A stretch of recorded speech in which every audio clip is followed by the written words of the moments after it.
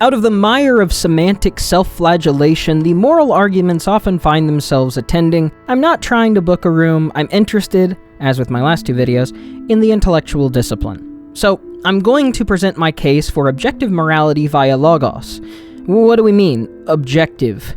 In a simple series of sayings, it is an unchanging standard, or potentially the unchanging standard. How I visualize it is, object refers to reality, and subject refers to point of view. So everything that exists, the physical matter that makes things up, that way that those things are, the elements, math, etc., interact and are the object. The subject, then, is the perspective, the will, the changing experience, etc. Everything I write and say, or think and argue, is an extension of the process of contextualizing aspects of the object and reconciling them with myself as a subject. I can help understand my failings as a subject by observing my object traits as well. If I have poor eyesight, the issue can be determined and corrected for, so when we, as perspective characters, as actors, subjects, avatars, provide a perspective, it is necessarily rooted in our subject.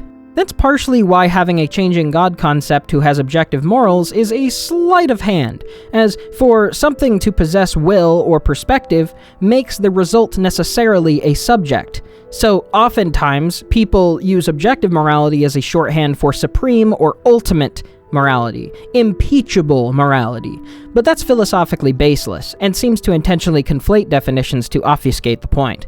I went into this more in my 2-hour-long historical deep dive of the most prominent and historically significant arguments for God, as well as their rebuttals and sometimes the counter-rebuttals to those rebuttals. But when I say objective morality, I'm meaning it proper. I mean morality which derides itself from object reality and is unchanging, not determined or changeable by any subject opinion or perspective.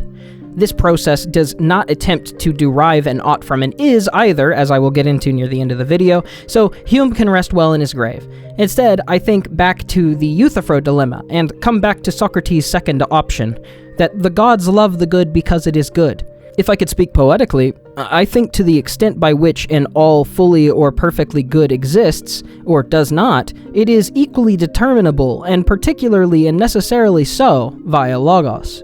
I assume that you are familiar with the term after the last 2 videos, but essentially, logos is the ability to accurately perceive the object as a subject, and the extent to which one errs. The rational structure which undergirds every aspect of known reality, whether it be our ability to distinguish concepts, categorize and subcategorize, and or recognize contradictions, these fundamental ways that our brains operate are locked to the rational framework and able to detect threats, familiarities, and day-to-day socializing. As discussed, language itself is predicated on a rational structure and ability to categorize and structure concepts sensibly, as with the last few videos I went into much deeper. Like with Saussure, signifier and signified, they mirror the structure of the object and the subject, the noumenon and phenomenon of Immanuel Kant, the abstract and the actual. To strongly re-establish logos, though, in the broader argument, my first definition is that all intelligible phenomena require a rational framework to comprehend. This is definitional, since we can only describe things which have intelligibility. Even to say, I saw a black silhouette in the woods, is to convey description of form, character, and implication. Next, the intelligibility of reality is not dependent on any single mind, but is universally accessible and self-consistent. Meaning, the observable characteristics, potential energy, substance, matter, these complex aspects of reality operate in recognizable combinations and patterns. They are ascertainable and descriptively more frequently accurate as more sources flood in and reevaluate and revalidate people's findings. People doing studies and experiments, building up the catalog of knowledge until certain patterns and through lines begin to take shape, overthrowing other through lines or making up for the small errors or blind spots that previously existed. These lines are then decipherable through a recognition of patterns and a distinction in form, the fundamental laws of logic. So then, rational intelligibility must arise either from randomness, contradiction, or necessity. Those would be the three major categories, but it's a pretty obvious choice since something which is random, by definition, cannot create rational structure. Same goes with contradiction, but even then a contradiction is a concept downstream of an existent rational structure. There is no concept of a non-structure or non-rational form beyond the vague linguistic gesturing that we can case around the idea. The signifiers of a concept which cannot be signified, literal, actual nothingness. So seeing as we happily exist on this big jolly earth together and are not in fact nothing, cogito ergo sum, and so since one is impossible by definition and the other is apparent and untrue, being an analytic necessity is the only remaining possibility. To restate then, the intelligibility of reality arises from necessity, specifically the character of an unchanging rational structure which undergirds and consistently operates through all of known reality. Essentially, the logos is a term for this evident rational structure that we just described, which conceptualizes reality for us as subjects, our ability to string concepts, words, ideas, and decisions into action. Then we can see how these actions have turned out for us, and modify our approach based on the response from reality. If you're feeling a bit lost, I expanded on this much more so in the last video, around an hour and 20 minutes in, but honestly, you should watch all of it because it's good for me and you and everyone. For now, since the definitions have been given, hold on to these as I draw from Jean-Paul Sartre, who famously laid out the reversal of existence preceding essence. Man is condemned to be free, because once thrown into the world, he is responsible for everything he does. We, as self-perceptively thinking agents, use ourselves alone as the path to indicating our self-identity to reality.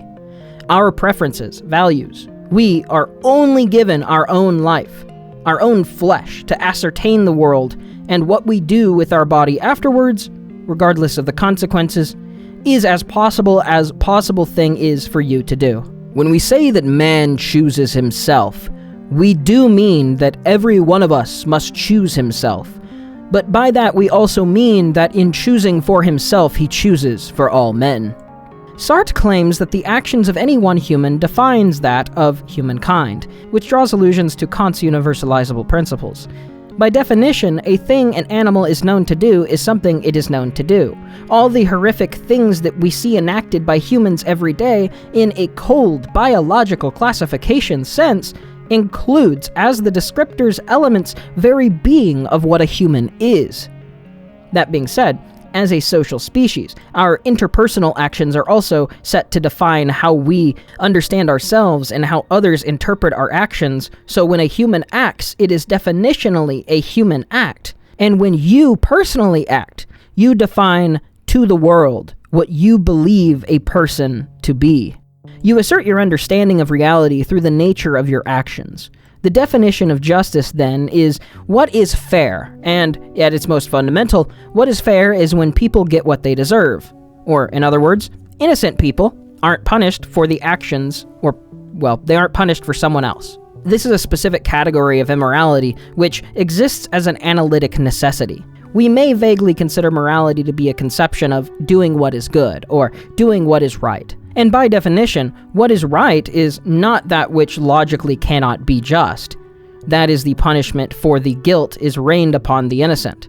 I think that's worth sitting with for a moment, though. If we ourselves reason our actions before taking them, and then we give our explanations as attempt to justify our actions, are we not pleading for moral agreement? What stops an honest person from meeting in the middle? It is precisely the validity of the reason given itself. As an extension of the known analytic category with justice, there are in fact actions which cannot be rationally justified by definition. These include epistemological and logical errors. This might seem plain, but if something is not logically coherent, it quite literally does not make sense. A justification that does not make sense cannot be accepted by definition. So, by definition, a logically invalid argument fails to morally justify itself. Pin that as well. Now, logos, as outlined in the other video, is the means by which we comprehend and ascertain reality to the extent of which we do, namely through a rational structure which identifiably exists in all of known reality. All things follow a rational principle, and we can follow that rational principle to decipher more of our world and how it works. This principle tells us what is most likely true, and what is seemingly impossible. It also has a self-correcting capability, and can adjust and improve with more and more valid and sound argumentation. So then, a logically invalid argument in any context is conveying an incoherent lack of a concept. It fails to reach the bar of intelligibility, and so the value is null. Just to reassert myself, the justification fails. So then, any action which cannot be rationally justified is not just by definition. Not even that it fails in justifying itself, it fails in giving the argument, of making a comprehensible explanation. There's an elephant in the room, though. Just, moral, good, these have definitions. However, their application and meaning has to do with the person's epistemological priors. It's time to jump from the negation of possibility to the purpose for action. For that, I'm actually going to give you an excerpt from an in-progress journal article that I wrote a few months back that I have yet to submit. I hope to submit and get it published somewhere eventually in its entirety. I'll be quoting from my paper from section 4 onward, since it is yet inaccessible elsewhere, and to be honest, I kind of write more free form whenever I do these scripts. I try to be more personable, but I feel like my writing is probably better for this part. The transition from metaphysics to ethics requires identifying a bridge between rational structure and moral agency. This bridge is found in the nature of self-perceptive rational agents, beings capable not only of cognition, but of evaluating and responding to the structure of reality itself, in part due to their presence in it. A rational agent is not merely a processor of information, but a perceiver of order. To recognize intelligibility is to stand in relation to it.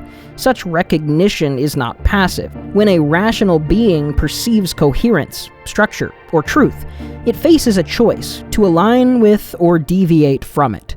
This capacity to evaluate and respond implies freedom, and this freedom is bound to the intelligibility of reality itself. If the necessary ground of reality, then, is rational and internally coherent as seemingly undeniably evident, then rational agents, who emerge within this structure, are necessarily capable of perceiving its order, being formed of it, but the key to moral agency lies in their ability to choose alignment or misalignment with it. Without this capacity, there is no moral dimension, only deterministic behavior.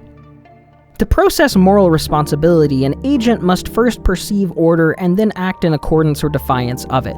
This is not merely a matter of behavior, but of rational orientation. A self-perceptive rational agent does not obey or disobey rules in the abstract, it harmonizes or dissonates with self-identified reality itself. Meaning, epistemologically, all bad behavior theoretically stems from a dishonesty with the self.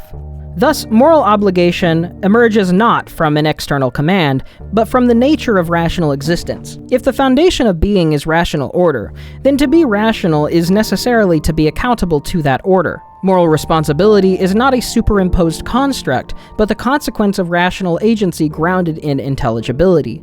To act irrationally is not simply to err, it is to participate in and manufacture error. It is to participate in and manufacture disorder. As an addendum also, this account responds to the concern that moral normativity might be merely instrumental, valuable only for achieving certain goals. In contrast, this framework shows that moral normativity is intrinsic to rational coherence itself. To act contrary to moral truth is to fracture the very capacity for intelligible action. Accordingly so, ethics is not an external system imposed on neutral agents, but the necessary outgrowth of what it means to be a self-perceptive rational being within a rational cosmos. This conception differs significantly from voluntaristic or divine command theories, which posit an obligation as grounded in will rather than reason. Here, will must conform to reason, or else forfeit its coherence. In this sense, obligation is not dictated but discovered, through alignment with the necessary structure of intelligibility and internal honesty. Section 5. Justice and the Resolution of Moral Truth. With moral obligation established as an inherent condition of rational agency, we now turn to the notion of justice, the rational response to moral misalignment. If intelligibility implies moral truth, and moral truth entails responsibility, then justice follows as the structural resolution to violations of that order. Justice, properly understood, is not merely retribution or the restoration of balance through punishment. It is the corrective principle by which disorder is brought back into alignment with coherence. To be just is to act without arbitrariness, to distribute outcomes in accordance with reasoned merit. Justice, in this view, is the rational necessity that completes the ethical arc. Moral truth, like logical consistency, cannot remain suspended in contradiction. If coherence is a property of rational reality, then moral misalignment must yield consequences, either through natural suffering, social disorder, or psychological dissonance. Justice is not merely a social convention, but a reflection of reality's internal demand for resolution. A rational cosmos cannot abide perpetually in contradiction. Thus, justice is inevitable, not as the metaphysical force, but as the logical outworking of intelligibility applied to moral circumstance. To deny justice is to posit a reality in which contradiction may persist without consequence, but this would violate the very foundations upon which all intelligibility rests.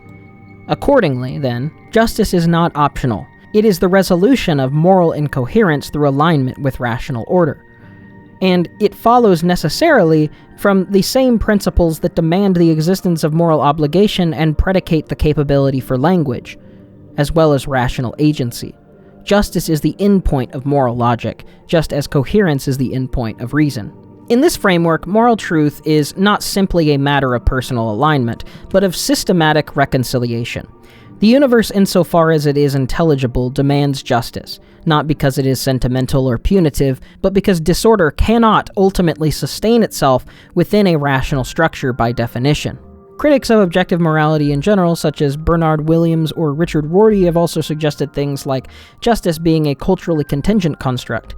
This view, however, of a cultural relativism conflates procedural implementation with ontological grounding. While conceptions of justice may vary individually, the necessity of justice and also true or actualized justice are unchanging elements in this worldview. Unchanging elements which by definition cannot be argued with because they will always sustain themselves as the greatest possible argument.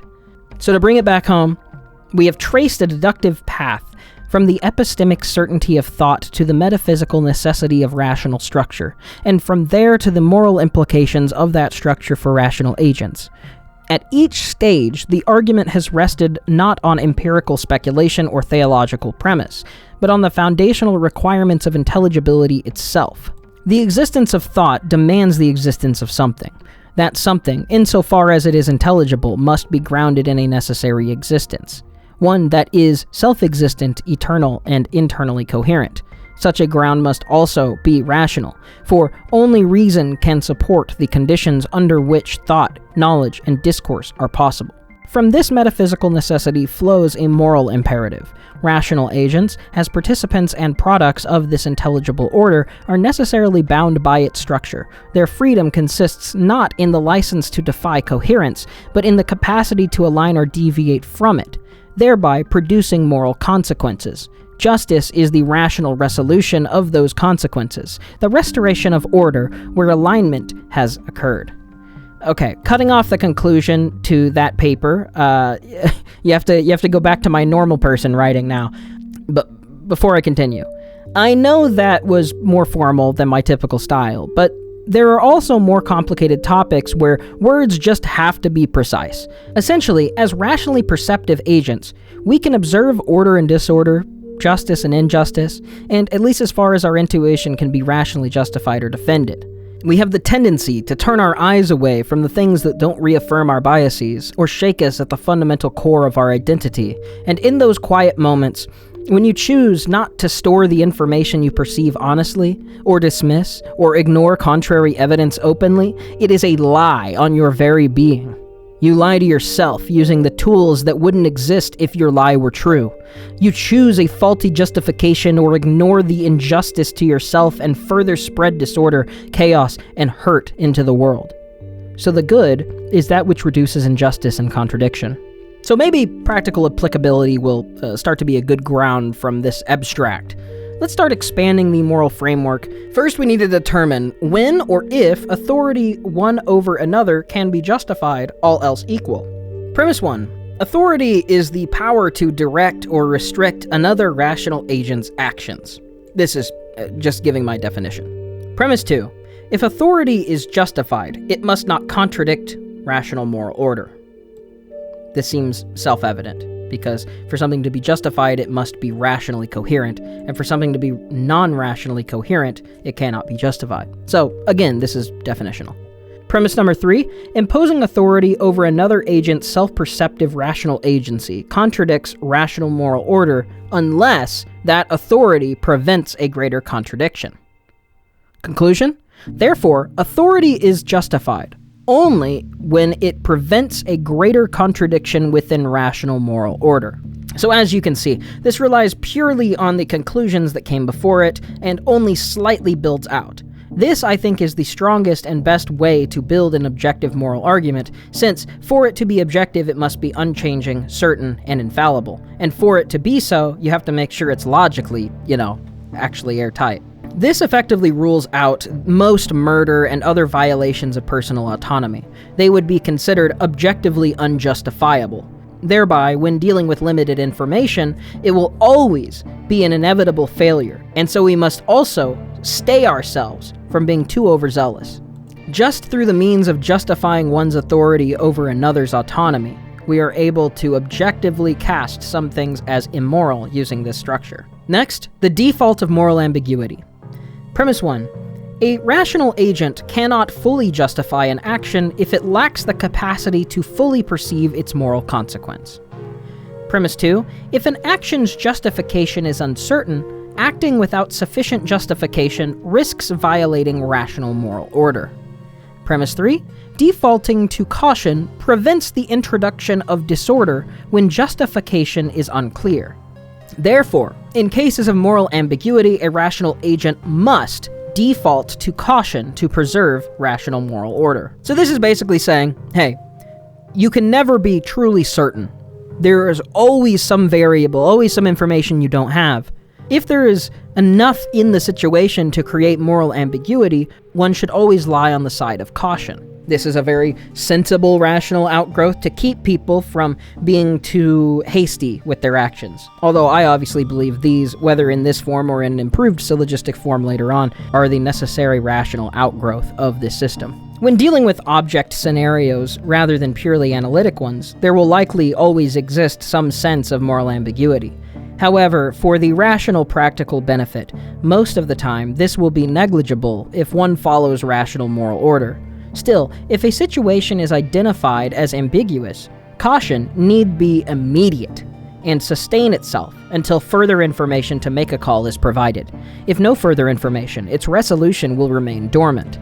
In other words, think before you act, and if you're uncertain of what's going to happen, don't cross your fingers and just hope it turns out okay. I'm still playing mostly in analytic propositions though, ones that rarely appear so black and white in the real world, so let's expand even further. On the justification of force. Premise 1. Force is the application of power to influence or restrict action. This is also merely laying out an additional definition for the word and how I'm going to be using it. Premise 2. If force is justified, it must prevent or correct a contradiction within rational moral order. Premise 3. The unjustified use of force itself constitutes a contradiction within rational moral order. Therefore, force is justified only when it is necessary to prevent or correct a contradiction in rational moral order. So, say that you're a teacher watching a class of young kids. Before recess, you see a child reach into the cubby or locker of another kid's and take something out of their bag and put it in theirs. The child is not justified in stealing from the other child, and you, having seen it be stolen, are of the ability to correct this before it could become a situation. There are a number of things that you could do, right? Wait for the kid to exit for recess, then place the stolen item back into the original kid's cubby and not even say anything. You could directly call them out or privately punish the child. How you correct it will be scrutinized and will need justification itself, but applying your power to influence in the classroom is part of your job teaching students and keeping them safe. Technically, you are impeding upon that child's autonomy by intentionally thwarting their intentions. But since their intentions were unjustifiable and your actions correct that injustice, the use of force was justified.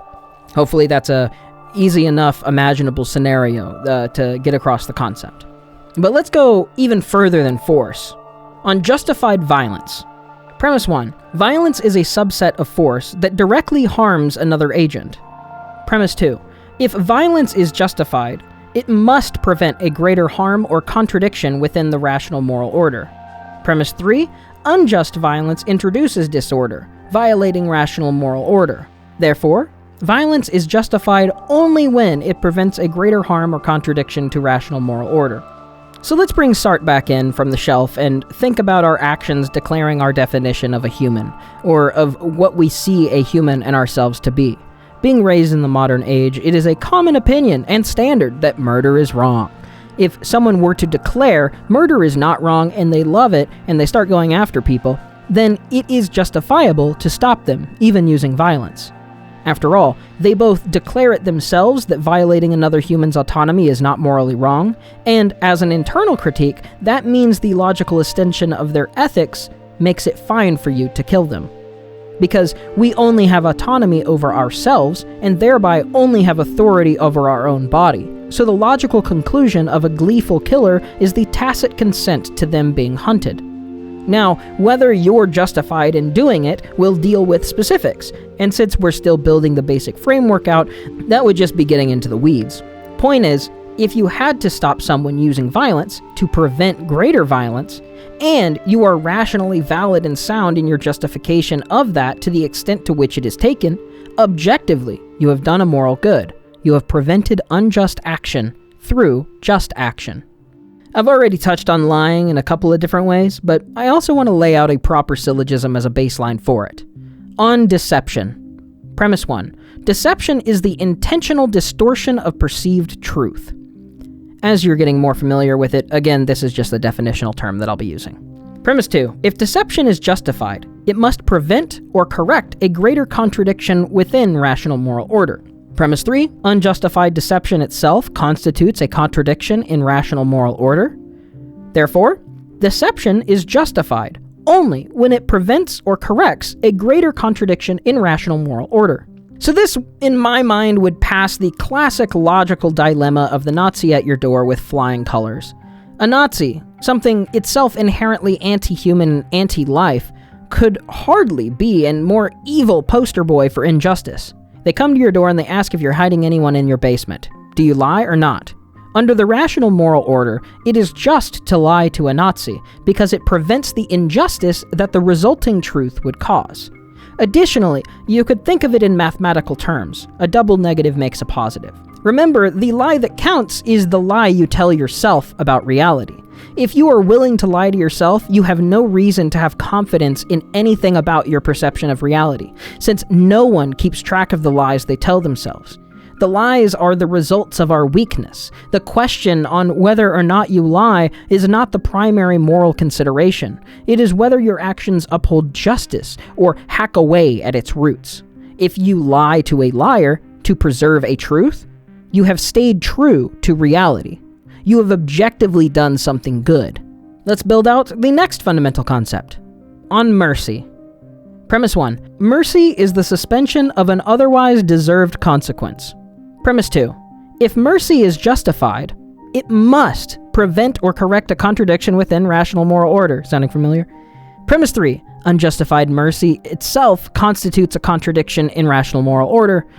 Therefore, mercy is justified only when it prevents or corrects greater contradiction in rational moral order. This holds that a consequence can be situationally deserved, but worth suspending in aim of a greater justice. This recenters again that justice is not foremost punitive. The goal is greater coherence, greater good, a greater world. If the rightful justice coming to a person or community's actions would undermine a greater good of people uninvolved, then a rightful justice that does not make. After all, justice is only just as far as it fosters the greatest known coherence to rational moral order. If punishing someone's unjust action means that, then it itself is undermining justice. Now that it's been laid out, it may be clear, but I'd like to address Hume's is-ought gap, and afterward the problem of induction as well. Hume claimed, as the name implies, that you cannot derive an ought from an is. That is to say, no combination of variable information about reality logically implies a prescriptive statement about how things should be. A person observes how the world is. and imagine something that seems better. That is deriving a should from an is. And to make a should an ought, you prescribe action. In my case, there is a categorical distinction. The entirety of the existent argument and epistemological base has no reliance on observable reality, or subject experience, or faulty perceptions like the mirage appearing in a desert where no water lay, or a concrete road pleated with heat-worn cracks appearing as a large puddle in the reflection of the rays of light. Even if all of mankind is wiped out, if these ideas are discovered in a distant, unfamiliar time, there is truth there that transcends a single language or culture or species or solar system, because these are necessarily true via analytic propositions. It's math. You just keep building proofs on top of each other, gradually expanding out as long as you can to add arguments with no issues in validity or known ambiguities in soundness. You could have a community of people doing it, an organization or so forth. They could rigorously chart out, and from the basis of rational necessity, what is maximally known, just action to take. As long as we are not all-knowing, our models will always be incomplete. But the more we know, the more we can build out. And when they don't end up being true, they can easily show all descendant influences that would need to be re-examined. There could even be multiple avenues to take. Like, a few groups have different opinions and work to prove theirs is the best by all reasonably agreed upon metrics. Back on topic, though. Taking a moral action, people generally agree upon means doing something good, bad, or somewhere in between. Since our experience is subject and flawed, we cannot necessarily, or even derive an ought from an is that we see in our day-to-day. This is specifically warning against not using analytic proofs, but rather anecdotes and appeals to nature. Furthermore, let's cover Hume's problem of induction. This is a simple category error I see made sometimes, and I'm not exactly sure where it comes from. The problem of induction is a problem of certainty. The rational moral order readily admits the limits of human knowledge and the inherent fallibility that comes with that. The rational moral order, like science, derives its efficacy from practical applicability, meaning all claims are either necessarily true or the closest and most accurate known thing to being necessarily true that we currently have at the moment, when weighed against all opposing evidence. It has to do with the practical usefulness, not epistemic certainty. Something which, as far as we can tell, is impossible for a person to ever genuinely ascertain. Which is Hume's point, which I agree with. The problem of induction reminds us that we can guarantee nothing, but that it shouldn't paralyze us, in a practical sense at least. The framework is built upon minimizing contradiction and injustice using the best and only reliable framework, the logos. So yeah, objective morality.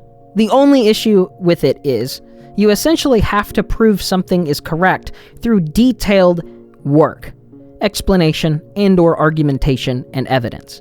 But until certain syllogisms are overturned or improved, there could theoretically continue to be a built-upon system to further map out these situations and be able to easily reference or understand moral action and the extent to which it is decided. The most practical long-term problem, then, is the problem in how increasingly tedious and seemingly impossible it would be to account for all known variables.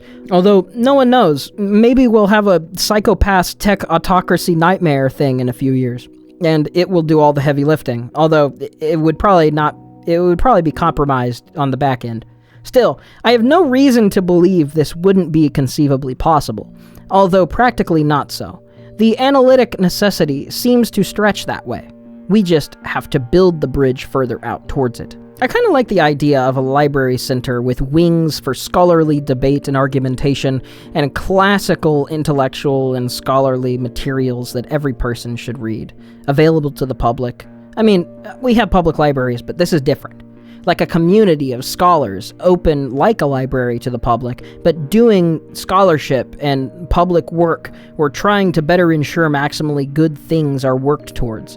Classes, seminars, voluntary work, maybe even community events, like a fulfillment of the millennia-long myths of the Library of Alexandria in the height of its fantasy. To this day, we still don't have the means or infrastructure to build this out, like a Catholic Answers website or something. So then how do we practically use this in a day-to-day? Obviously, the only thing to enforce it is reality itself, meaning bad things will happen more, but direct punitive attacks are not aimed. Internally, you know if you're being honest to yourself or not. If you are casting away your gaze from inconvenient truths or embarrassing revelations, whatever the reason, we choose how to engage with reality, and trying to skirt around hard truths is a lie that denies the very fabric of reality. It also means two people can consider logos and the greatest good through that coherence, even if starting from different perspectives. People who act in bad faith will, at best, waste good people's time and filibuster to delay greater moral understanding, but will not be able to disagree with the syllogism, because if the syllogism has errors, it should be re-examined, and if it doesn't, then it cannot be. We apportion our claim to our evidence, our belief to our experience, and reality to its predicated structure. So I think this clearly fits the philosophically accurate and true definition of objective morality. It does not fall into common category errors of moral arguments, and more so, always leads towards a just and moral outcome. I also think, since it predicates itself on first principles off the back of analytic necessity, until undermined, it has matched the claim on the 10. I would be excited to hear what your guys' thoughts were if you aren't asleep. Maybe you watch these videos as ASMR because they're so boring. I appreciate it, though. I appreciate the feedback. Also, I don't ask it super often, but actually these last few videos are obviously appealing to people who maybe have never seen a video of mine otherwise. I think that there's a consistent through line in my works, but obviously my brain is a bit more systemic and scattered than most people's, I think. So any help putting some gas in the tank of this channel so I don't sputter out and die by sharing it with different communities or places you think would like the video, I obviously would be completely at your grace. Same with the love from likes and comments I've received. Most of all, those who make this remotely possible. Thank you, my patrons, Ko-fi supporters, and those on Twitch. I hope you continue trying your best to be honest to yourself and help those in need. As mentioned prior, a historical video on the adaptation of the concept logos from Heraclitus onwards is a great interest to me, and a theological worldview which interprets the Platonic presence of logos in the New Testament and Jewish mystic literature, as well as the Qumran sect, or likely the Essenes and Samaritans. The history of humanity is a joint one. We can learn about ourselves by studying our past, we can justify our ideas by understanding how they make sense, or abandon adapting our ideas when they don't. The biggest reason for this strange, but I believe important series, is to be a reference available to everyone, since only the abuser seeks to limit your concept of actualized rational moral order. Only the con man benefits from your unawareness. In the future, I will likely make more digestible videos, but these videos will serve as a great cornerstone to reference back to, rather than just repeating myself ad nauseum in the future. That's partially also why this video is shorter, since I didn't want to repeat 20-30 minutes of logos information from the last few videos.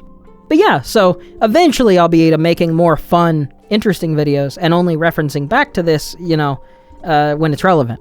And as a bonus, here's the video game I'm currently working on, by the way. Who knows if I'll stick with it. I've made 3 little Game Jam games, but this is like a game I'm working on for more than a Game Jam game. I also worked on other non-Game Jam games, but they never became anything. So this also might not, but look how pretty it is. Look how pretty my game is. Okay. Please support me.